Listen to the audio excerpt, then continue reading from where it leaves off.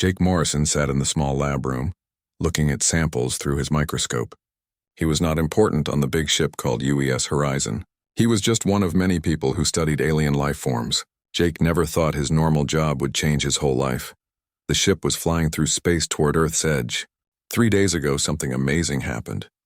A huge alien ship appeared near the planet Pluto. It was bigger than any ship humans had ever built. The alien ship sent a message to Earth. They wanted to talk. Jake heard the alarm sound through the ship. Captain Kate Phillips spoke over the radio to everyone. All staff come to the main room now. We have important news about the aliens. Jake walked fast through the metal halls. Other people were walking too. Everyone looked worried and excited. This was the first time humans would meet real aliens. Jake felt his heart beat fast. The main room was full of people. Captain Phillips stood at the front. She was a strong woman with short gray hair. Behind her was a big screen showing space. Everyone listen, she said. The alien ship sent us a new message. They call themselves the Vexhara Empire. They want to meet with us, but they asked for something strange. Jake listened closely. What could aliens want from humans? They asked for someone specific, Captain Phillips continued. They want the person with genetic code Morrison 7741. That means they want Jake Morrison. Jake felt like ice water hit his body. Everyone in the room turned to look at him. His mouth felt dry. Why would aliens know his name? Dr. Lisa Grant walked over to Jake. She was the head scientist on the ship. She had kind eyes but looked very serious now. Jake, we need to talk, she said. Come with me. They went to a small meeting room. Captain Phillips and 2 other officers came too. Jake sat down in a chair. His hands were shaking a little. How do they know my name? Jake asked. Dr. Grant opened a tablet computer. When Earth sent the first message to space years ago, we included basic information about human DNA. We sent thousands of genetic samples to show how different humans can be. Your DNA was sample number 7741. But why do they want me? Jake asked. We are not sure yet, Captain Phillips said. But we think it has to do with your genetic makeup. The aliens seem very interested in genetics and breeding. Jake felt scared. Breeding? What does that mean? Dr. Grant looked at her tablet. The Vexhara sent us information about their society. They are ruled by powerful females called matriarchs. These matriarchs choose males from other species to make their families stronger. You mean they want me to? Jake could not finish the words. We think so, Dr. Grant said. But Jake, this could be very important for all humans. If we make friends with these aliens, they might share their technology with us. They seem much more advanced than we are. Jake stood up and walked around the small room. This was too much to understand. Yesterday he was looking at tiny space bacteria. Today aliens wanted him for breeding. What if I say no? He asked. Captain Phillips looked serious. That might make them angry. We do not know how they will react. But Jake, the choice is yours. We will not force you to do anything. Suddenly the ship's computer made a loud sound. A voice spoke over the radio. Captain Phillips, please come to the bridge. The alien ship is moving closer. Everyone rushed to the bridge of the ship. Through the big windows, Jake could see the alien ship. It was huge and dark purple. Strange lights moved across its surface like living things. Jake had never seen anything so beautiful and scary at the same time. They are sending another message, said the communications officer. The big screen turned on. Jake saw something that made him forget how to breathe. An alien face appeared on the screen. It looked like a human woman, but taller and more beautiful. Her skin was pale blue and seemed to glow softly. She had long silver hair and eyes that sparkled like stars. I am Matriarch Zixandra of the Vexhara Empire, the alien said. Her voice was soft but powerful. I wish to speak with the human called Jake Morrison. All eyes turned to Jake again. He felt like he might fall down. The most powerful alien in the galaxy wanted to talk to him. Here he is, Captain Phillips said, pushing Jake forward gently. Jake looked at the alien woman on the screen. She looked back at him with those star-like eyes. When she smiled, Jake felt something strange happen in his mind. It was like she was looking into his soul. Jake Morrison, she said his name like it was special. Among billions of humans, your genetic pattern called to me. You have something very rare and valuable. I am matriarch of the greatest empire in this part of the galaxy. I choose you to join my lineage and help create the future of both our species. Jake tried to speak, but no words came out. The alien woman continued. Do not fear, Jake Morrison. This is a great honor. You will not lose who you are. Instead, you will become more than you ever imagined. Together, we will create children who are stronger and smarter than either humans or Vexhera alone. Dr. Grant whispered to Jake. Say something. This is the most important moment in human history. Jake took a deep breath. His voice shook when he spoke. I do not understand why you chose me. I am not special. I am just a normal person. The matriarch's smile became brighter. That is exactly why you are perfect, Jake Morrison. You do not see yourself as special, but your DNA tells a different story. You carry the genes of many different human groups. This makes you very valuable for creating strong offspring. What happens if I agree? Jake asked. You will come aboard my ship. You will learn our ways and become part of our family. In return, your species will gain knowledge and technology beyond your dreams. But more important, you will help create a new kind of being that combines the best of both our peoples. Jake looked around at the faces of his human friends. They all looked hopeful but scared. He knew that his decision would change everything for humans and aliens alike. The matriarch waited patiently for his answer. Her star-like eyes never left his face. Jake realized that this moment would decide the future of both species. The weight of that choice was almost too heavy to bear. 3 hours later, Jake found himself in a small shuttle flying toward the alien ship. His heart would not stop beating fast. Dr. Lisa Grant sat next to him holding a bag of scientific equipment. Behind them sat Ryan Kelly, the ship's security chief. Ryan had insisted on coming to protect Jake. Are you sure about this? Ryan asked for the 10th time. He was a big man with kind eyes who always worried about other people. Jake looked out the window at the huge alien ship growing bigger in front of them. No, I am not sure about anything. But if I do not try, we might never get another chance to make friends with them. Dr. Grant checked her equipment again. Jake, remember what we talked about? Watch everything carefully. Try to learn about their technology and culture. This information could help all humans. The shuttle entered a bright blue opening in the side of the alien ship. Jake felt the artificial gravity change as they landed. Everything felt different here, like the air itself was alive. A door opened with a soft whooshing sound. 3 aliens walked in. They looked similar to humans but taller and more graceful. Their skin had a soft blue glow, and their eyes were larger than human eyes. They wore clothes that seemed to be made of living material that moved and changed colors. Welcome to the 6th Era Prime, said the first alien. I am Keldara, science advisor to the Matriarch. Please follow us. They walked through halls that Jake could barely believe. The walls were not made of metal like human ships. Instead, they seemed to be alive. Soft lights moved through them like blood through veins. The ceiling changed height as they walked, making the space feel bigger or smaller. How does this work? Dr. Grant whispered, touching the wall gently. Our ships are grown, not built, Keldara explained. We use biological technology. The ship is alive and responds to our needs. They came to a large room with a high ceiling. In the center was a pool of clear liquid that glowed softly. Strange plants grew along the walls and the air smelled like flowers after rain. The matriarch will see you now, Keldara said. Matriarch Zixandra entered the room, and Jake forgot how to breathe again. She was even more beautiful in person. She was very tall, almost 7 feet, with long silver hair that seemed to move by itself. Her dress was made of the same living material as the walls, flowing around her like water. But what made Jake step back was her presence. She felt powerful in a way that had nothing to do with her size. When she looked at him, Jake felt like she could see every thought in his head. Jake Morrison, she said, walking closer. You came. That shows courage. I am still not sure why you want me, Jake said honestly. The matriarch smiled. Come, let me show you.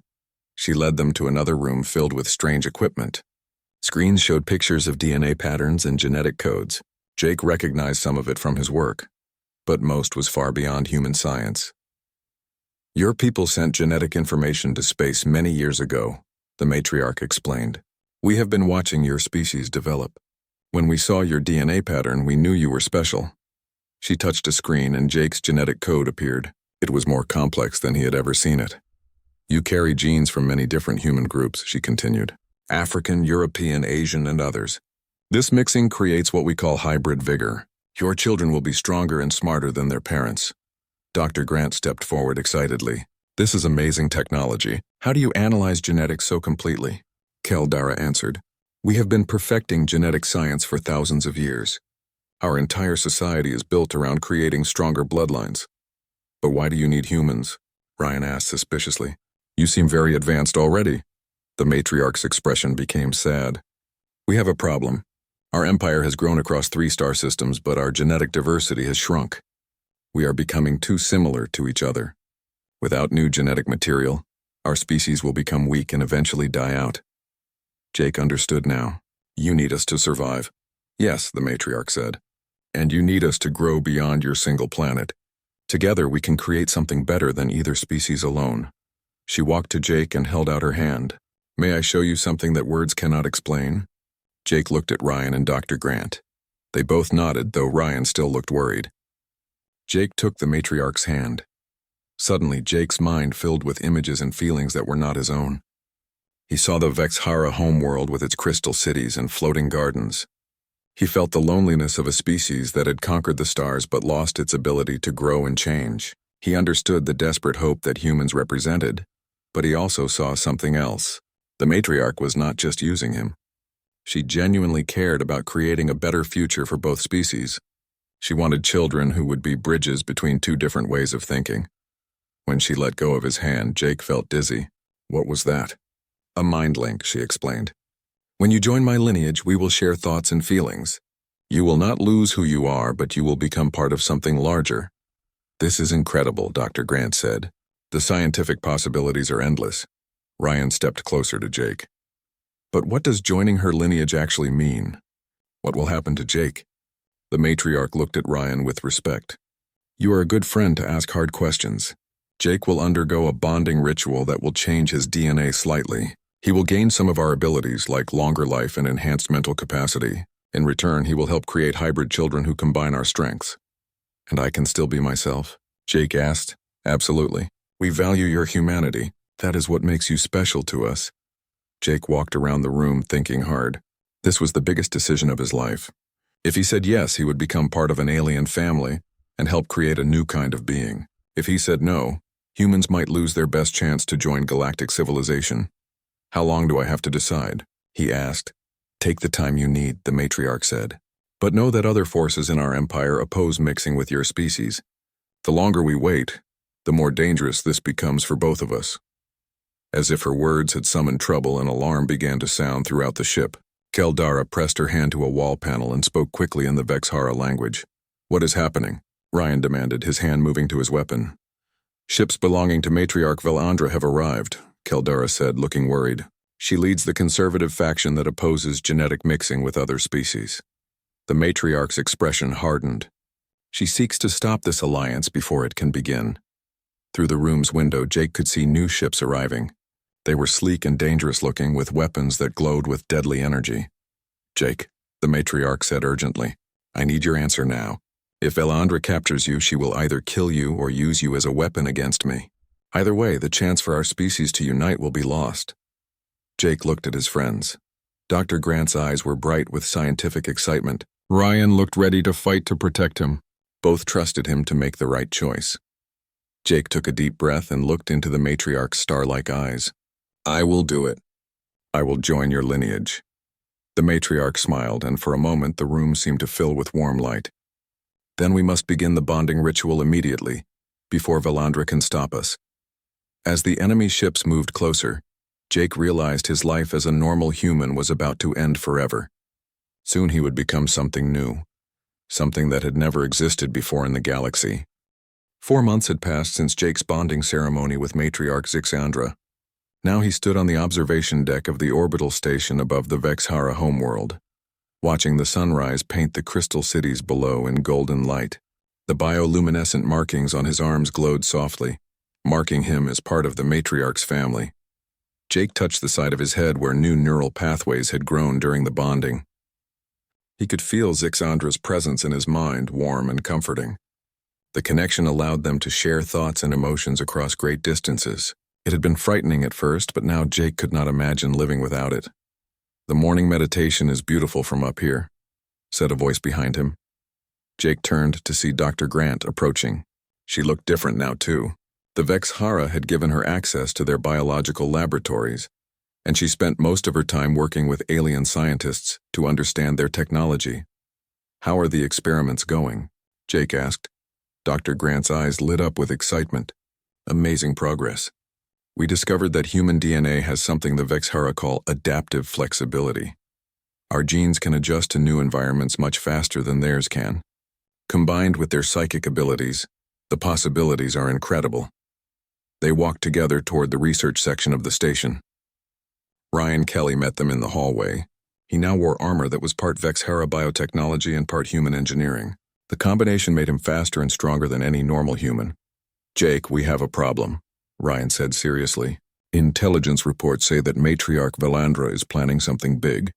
Her spies have been asking questions about you and the bonding ceremony." Jake felt a chill of worry through his connection with Zixandra. She was in a council meeting on the planet below, dealing with political challenges from the conservative matriarchs. "What kind of questions?" Jake asked. "They want to know if the bonding can be reversed," Ryan replied. "And they are spreading rumors that hybrid children will be dangerous to Vexhara society." Dr. Grant looked troubled.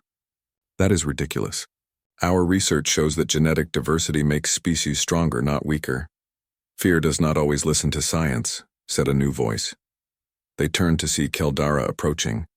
The Vexhara scientist had become a good friend to all the humans. She had taught them much about alien culture and technology. "Valandra has convinced many matriarchs that mixing with humans will pollute their ancient bloodlines," Keldara explained. "She claims that hybrid children will be neither fully Vexhara nor fully human, and therefore will be weak." Jake felt anger rise in his chest. "She has never even met a human. How can she judge us?" "Because she is afraid," Keldara said sadly. "The Vexhara Empire has ruled through genetic superiority for thousands of years. The idea that another species might make us stronger threatens everything she believes." Suddenly, Jake felt a sharp spike of alarm through his mental connection with Zixandra. Something was wrong. Very wrong. "We need to get to the communication room now," he said, running toward the center of the station. The others followed him quickly. In the communication room, they found the human technician Alex Carter, trying to establish contact with the planet's surface. "What is happening down there?" Jake demanded. Alex looked worried. "All communications with the Matriarch's palace have been cut off. The last message we received was a warning about an assassination attempt." Jake's blood turned cold. Through his bond with Zixandra, he could feel her fear and pain. She was in danger, and he was too far away to help her. "We have to go down there," he said. "Absolutely not," Ryan replied firmly. "If this is an assassination attempt, you are probably the real target. Valandra wants to eliminate you to stop the hybrid program." "Then I will face her," Jake said. "I will not hide while Zixandra is in danger."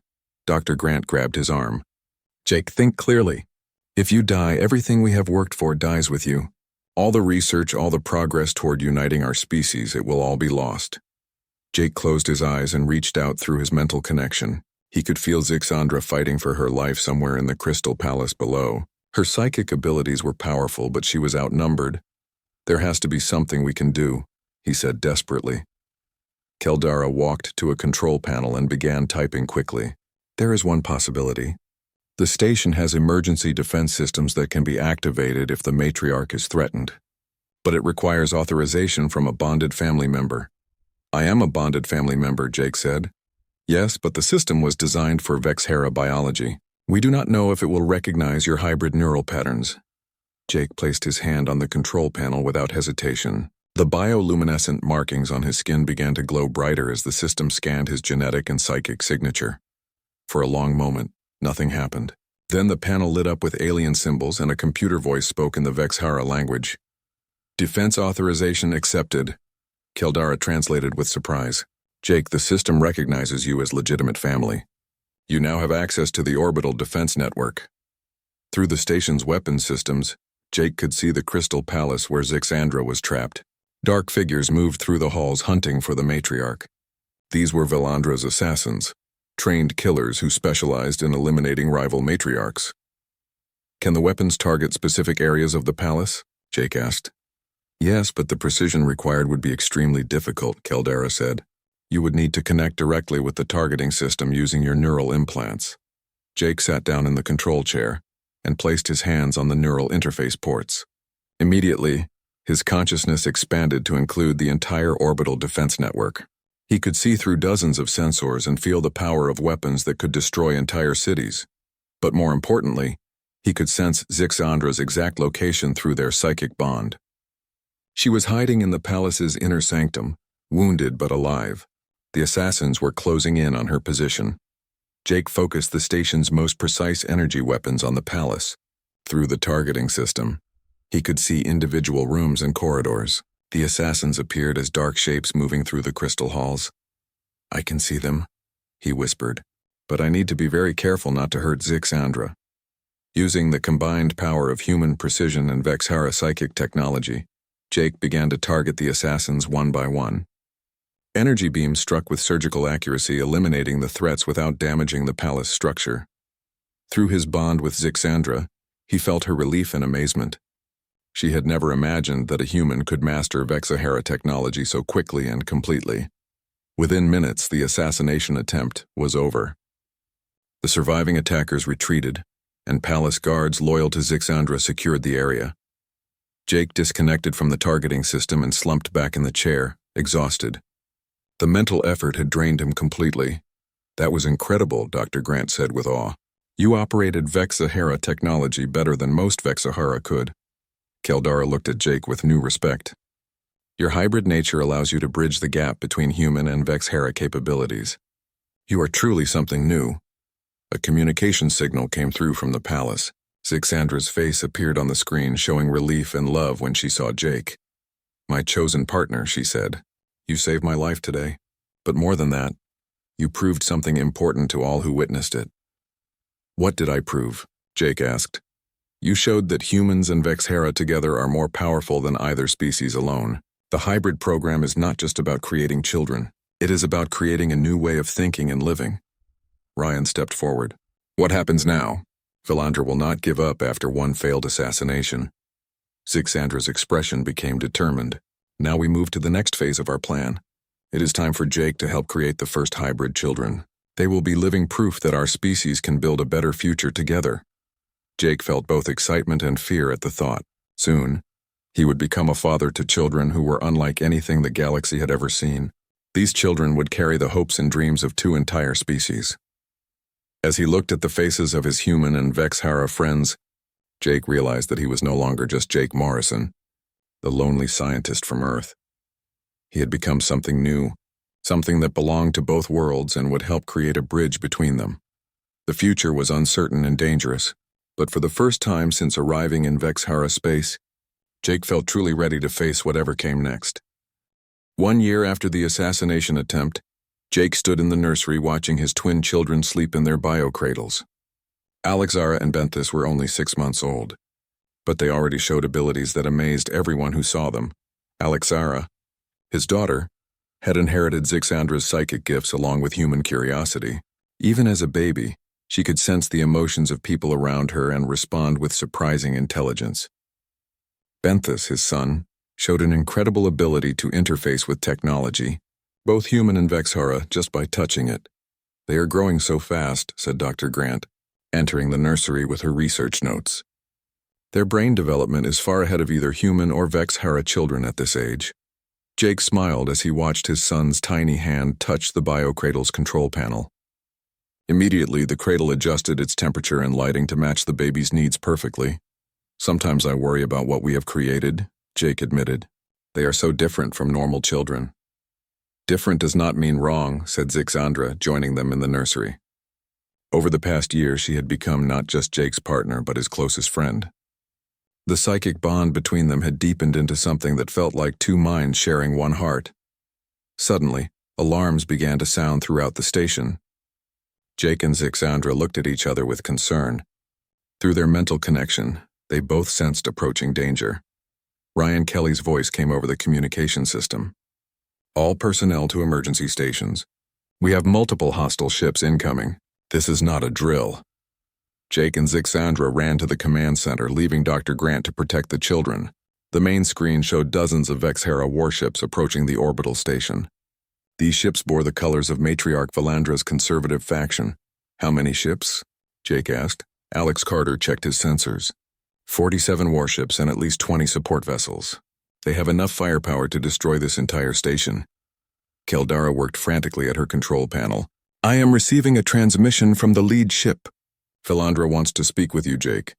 The main screen activated, showing Matriarch Velandra for the first time. She was older than Zixandra, with white hair and cold silver eyes that held no warmth. Her face was marked with ritual scars that showed her high rank in the conservative faction. Human called Jake Morrison, she said with disgust. You have corrupted our bloodlines with your inferior genetics. Your hybrid abominations must be destroyed before they can spread their weakness to other Vexhara families. Jake stepped forward, feeling anger rise in his chest. My children are not abominations. They are the future of both our species. Velandra laughed coldly. Your children are neither fully human nor fully Vexhara. They belong to no species and have no place in our empire. I will destroy them and all who support this mad experiment. You will have to go through me first, Jake said. That can be arranged, Velandra replied. You have 1 hour to surrender yourself and the hybrid children. If you refuse, I will destroy the station and everyone on it. The transmission ended, leaving the command center in tense silence. We cannot fight that many ships, Ryan said grimly. The station's defenses are strong, but not strong enough. Maybe we do not have to fight them all, Jake said thoughtfully. Keldara, are there any loyal Vexhara forces in this system? Keldara checked her communications. Yes, but they are outnumbered 3-1. Velandra has been planning this attack for months. Jake closed his eyes and reached out through his psychic connection with Zixandra. Together they shared a moment of perfect understanding. We have another option, Zixandra said. Jake, your children have abilities that neither of us fully understand yet. Maybe it is time to see what they can really do. They are just babies, Dr. Grant protested, having arrived in the command center. We cannot ask them to fight. We are not asking them to fight, Jake explained. But their hybrid nature allows them to interface with technology in ways we never imagined. Maybe they can help us find a solution. They returned to the nursery where the twins were now awake and somehow seemed to sense the danger around them. Alexara's eyes glowed with soft psychic energy, while Benthis reached toward the control panels with obvious intelligence. Jake picked up his daughter while Zixandra lifted their son. Immediately, Jake felt his psychic abilities amplify through contact with Alexara. He could sense the emotions and thoughts of everyone in the entire station. Amazing, Zixandra whispered. Benthis is connecting with the station's computer systems. He understands them better than adults who trained for years. Through Benthis, they discovered that the station had hidden defensive capabilities that even Keldara did not know about. Ancient weapon systems built by the first Vexhara colonists were still functional and waiting for activation. But more importantly, Alexara's enhanced psychic abilities allowed her to reach out across space and touch the minds of other Vexhara throughout the system. Many of them were confused about the Civil War and did not truly support Velandra's violent methods. I have an idea, Jake said, but it will require the children to help us. Working together, Jake and Zixandra used their children's abilities to coordinate a defense of the station. Benthis activated ancient weapons that had been dormant for centuries, while Alexara reached out psychically to convince neutral Vexhara forces to join their side. The battle that followed was unlike anything the galaxy had ever seen. Jake commanded hybrid bioships that responded to both human tactics and Vexhara psychic commands. Captain Nina Brooks led human fighters that had been modified with alien technology, while Alex Carter piloted a ship that seemed to read his thoughts. But the real breakthrough came when Alexara made contact with something unexpected. Deep in space, automated defense systems left by an ancient enemy began to activate. These were machines built by the Void Collective, a robotic intelligence that had once threatened all organic life in the galaxy. The Civil War has weakened our defenses, Keldara reported with alarm. The Void Collective's automated scouts are detecting our conflict and sending signals to something larger. Through Alexara's psychic link, they realized that Velandra's attack had triggered a much greater threat. The ancient enemy that had once driven the Vexhara to become conquerors was returning, drawn by the signs of internal conflict. We have to stop fighting each other, Jake told Velandra over the communication system. There is a bigger threat coming. Lies, Velandra responded, but her voice showed uncertainty. Then the Void Collective scouts attacked both fleets without discrimination. The robotic ships used weapons that could disable organic technology and turn living beings into mechanical slaves. Faced with extinction, The two Vexhara factions had no choice but to work together. Jake found himself coordinating the defense alongside Velandra's commanders, using his hybrid abilities to bridge the gap between human and Vexhara fighting styles. The battle was desperate and costly. Many ships were lost on both sides before they managed to destroy the Void Collective scouts. But the victory came with a terrible realization. The scouts were just the beginning, Keldara reported after analyzing the wreckage. They sent a signal before being destroyed. A full Void Collective fleet is coming to this system. Velandra's face appeared on the screen again, but now she looked frightened rather than angry. How long do we have? Perhaps 6 months, Keldar estimated. Maybe less. Jake looked at his children, who had somehow sensed the approaching danger and were reaching toward each other with their tiny hands. When the twins touched, both of their abilities seemed to multiply. We need to unite all organic species, Jake said. Humans, Vexhara, and every other living race in the galaxy. The Void Collective wants to destroy all biological life. Our only chance is to work together. Velandra stared at Jake for a long moment. Finally, she spoke. Perhaps I was wrong about hybrid children. If they can help us survive what is coming, then they may be our salvation rather than our destruction.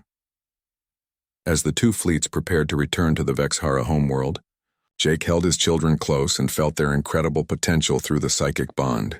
Alexera and Benthis would grow up in a galaxy at war, but they would also be the key to victory. The real test was just beginning, and Jake knew that the future of all organic life might depend on what his hybrid children could become. 5 years had passed since the first Void Collective attack. Jake stood on the balcony of his home in New Geneva, watching his children play in the garden below. The city was a marvel of combined human and Vexhara architecture, with crystal towers growing alongside steel, buildings and bioorganic gardens spreading between concrete. Streets Alexera and Benthis were now 5 years old and already showing abilities that amazed their teachers. They attended the Galactic Academy alongside children from dozens of different species, all learning together in a way that had been impossible before the war. Dad, watch this, Alexera called from the garden. Jake looked down to see his daughter holding hands with her friend Zixtal, a young member of the insectoid Clithrak species. As they touched, both children began to glow with combined psychic energy. Together, they lifted a large stone using only their minds. Benthis was sitting under a tree with 3 other children, his hands pressed against a broken communication device. As Jake watched, the device began to repair itself, guided by his son's incredible understanding of both organic and mechanical technology. They grow more amazing every day, said Dr. Grant, joining Jake on the balcony. She now served as head of the Galactic Research Consortium, coordinating scientific efforts across all member species of the Organic Alliance. Sometimes I worry that they are growing up too fast, Jake replied. They carry so much responsibility for one so young. Zixandra emerged from their home, carrying reports from the Alliance Council meeting. As Supreme Commander of all organic forces, she spent most of her time coordinating the defense of dozens of star systems. The deep space monitoring stations detected more Void Collective signals, she said quietly, not wanting the children to hear. The main force is still 6 months away, but their advanced scouts are getting closer. Jake felt a familiar chill of fear. The past 5 years had been spent preparing for this moment. The Organic Alliance now included humans, Vexhara, Clithrak, Morden, and 37 other species. They had built the largest fleet in galactic history and developed weapons that combined the best technology from all member races. But despite all their preparations, Jake worried it would not be enough. The Void Collective had destroyed organic civilizations across multiple galaxies. They turned living beings into mechanical slaves and converted entire planets into robotic factory worlds. Have we heard from Admiral Phillips? Jake asked. Kate's fleet is in position at the outer defensive line, Zixandra confirmed. She commands 400 ships with crews from 20 different species. If any organic force can stop the Void Collective, it will be hers. Alexara came running up to the balcony, her young face serious with concern. Mom, Dad, I felt something scary in my dreams last night. Metal people in space coming to hurt everyone. Jake knelt down to his daughter's level. What did you see, sweetheart? Ships made of dead metal with no life inside them. They want to make everything like them, cold and empty. Alexara's eyes filled with tears. But I also saw something else. Light pushing back the darkness. All the living people working together. Benthis joined his sister, having finished repairing the communication device. I saw it too, Dad. The metal people are afraid of us. They do not understand how we can be different species but still work together. Jake exchanged a meaningful look with Zixandra. Their children's psychic abilities had grown incredibly strong, allowing them to sense events across vast distances of space. What else did you see? Zixandra asked gently. We saw ourselves, Benthis said simply. Older, working with the machines but not becoming like them. We can talk to both organic minds and computer minds.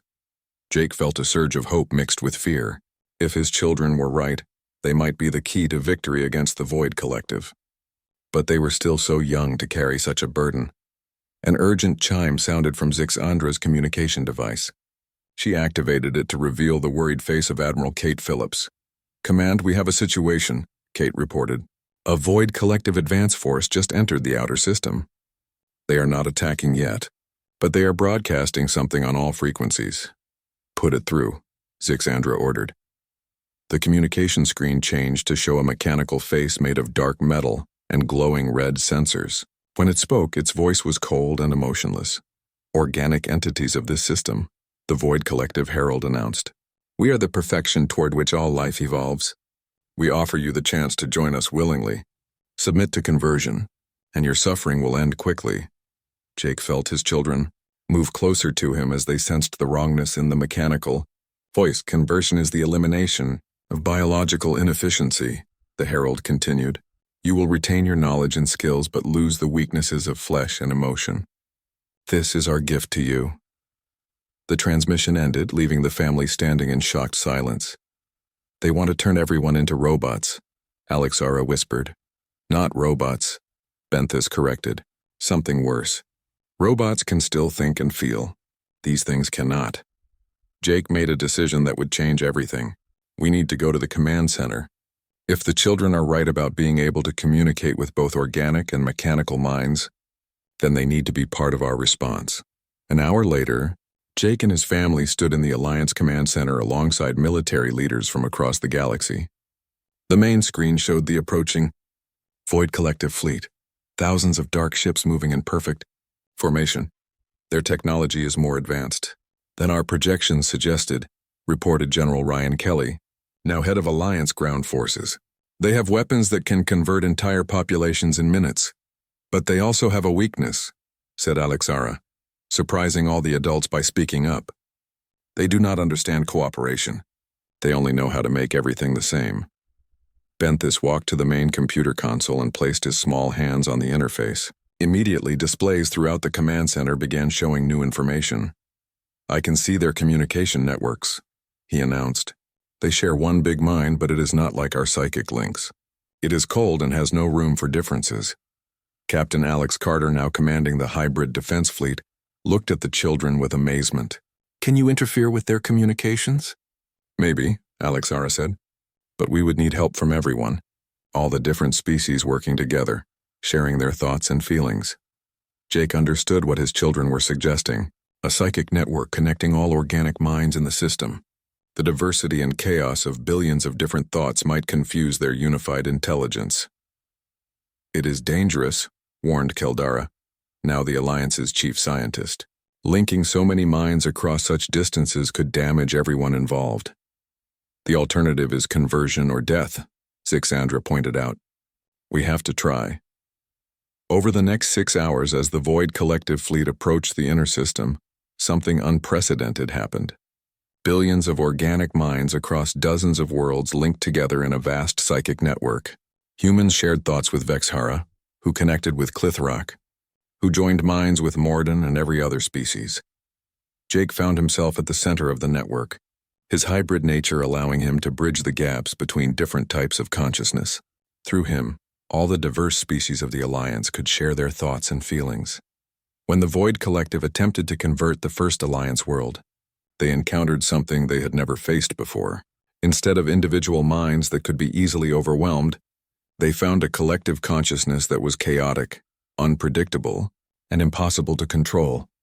Alexara and Benthis served as focal points for the psychic network, their unique abilities allowing them to translate between organic emotions and mechanical logic. When Void Collective conversion beams struck Alliance ships, the crews did not become robots. Instead, they remained organic but gained the ability to interface directly with mechanical systems. The battle lasted 3 days and changed the nature of consciousness itself. When it ended, the Void Collective fleet had been converted rather than destroyed. The robotic ships still functioned, but now they carried organic minds that valued diversity and cooperation.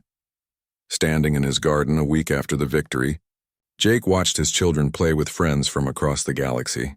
Some were fully organic, some were fully mechanical, and some were new hybrid forms that combined the best of both types of existence. What do you think they will accomplish when they grow up? Zixandra asked, joining him in the garden. Jake smiled as he watched. Alexara helped a young converted robot understand the concept of laughter, while Benthis showed a crystal-based alien child how to interface with organic technology. I think they will build a galaxy where the differences between species make everyone stronger, he said, where being different is valued rather than feared. As the twin suns of the Vexhara system set in the distance, Jake reflected on the journey that had brought him here.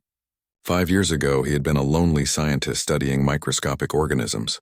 Now he was father to children who represented the future of all consciousness in the galaxy. The Organic Alliance had grown beyond anything he could have imagined. Hundreds of species now worked together, sharing knowledge and culture across thousands of worlds. The threat of the Void Collective had been turned into an